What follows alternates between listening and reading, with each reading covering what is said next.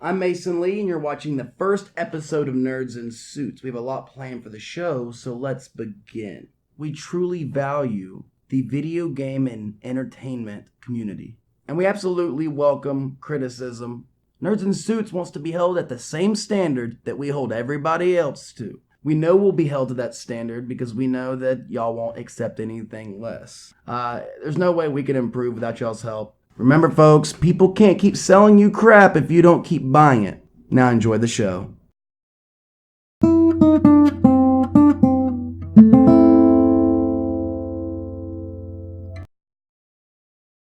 So yes, the Bronze Age was the first great time in gaming. It truly starts in 1977. The Atari 2600 came out, and it paved the way for the home console market today. And if there's one guy to attribute most of the success of the Bronze Age, I would have to say that is Nolan Bushnell.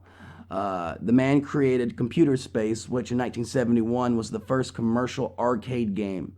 And he kind of brought the first commercial video game to the world as Computer Space, which was like a little, it's weird. And then he went along to help create the Atari 2600, which, like I said, was the first home console. We got games like Pac-Man, Frogger, Asteroids, Space Invaders, Donkey Kong. The problem was it was a new market and a lot of people were still figuring things out. It wasn't as defined and refined as it is today. They didn't have any quality control systems. There was no respect for the developer, and that led to the first Easter egg. Activision was also a result of the disrespect that developers got. That ended up catching up to these guys because they got together and wanted to make an E.T. game. We all know about the E.T. game. It didn't do well. They got this thing on Netflix where the guy that created it, Warshaw, starts crying at the end because so many people had gathered around to get one of the games that they dig out of the garbage pile. All the games and the saturation and the disrespect to the gamer. The gamer was evolving and they weren't realizing that. They kept repackaging the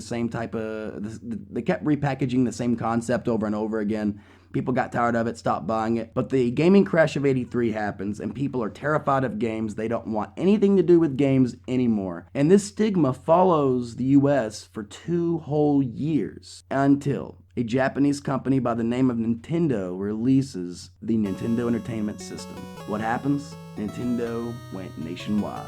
And it was over. In 1985, the Nintendo Entertainment System was released. And with this system, people's minds were blown. For the first time in history, we were getting games that had stories, had characters, villains, weapons, and some of the best video game music you will ever hear in your damn life.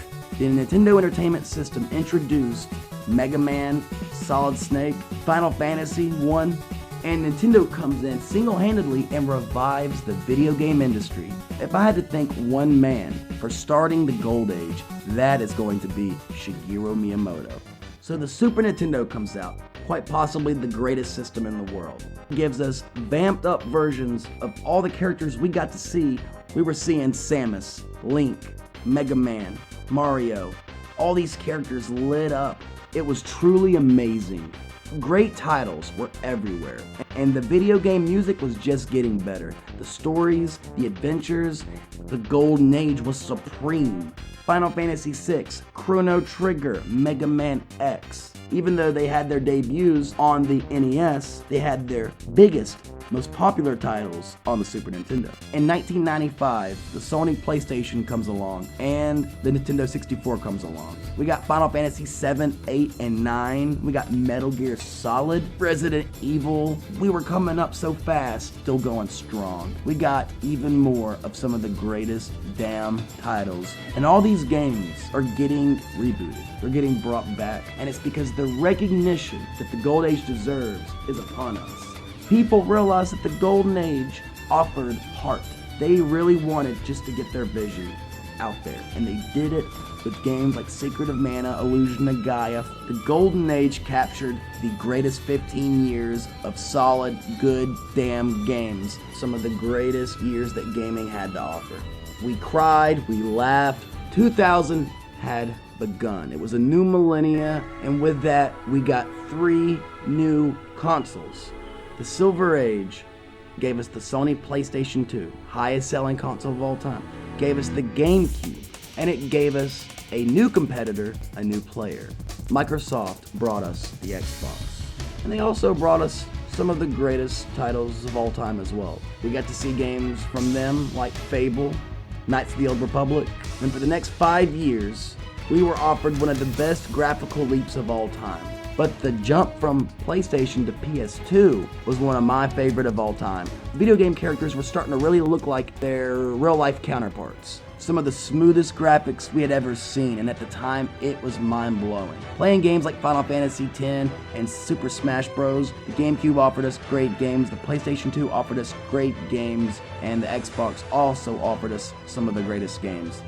The Silver Age did us justice, even though it became saturated and a lot of our favorite companies and games and titles were starting to kind of go downhill. A lot of other companies, a lot of other games were thriving. During the Silver Age, Metal Gear Solid had its biggest fan base. Through Metal Gear Solid 2 and 3, the Silver Age also gave us the PS3, the 360, and the Wii. The Silver Age offered us a lot of technological advances while also introducing a lot of original games, a lot of successful original titles and series. We got to see games like Uncharted. After 2011, great games started to die down. After Assassin's Creed 2, the Silver Age was over. And that was the last great video game age of all time. And that is all, folks. Say bye, Max.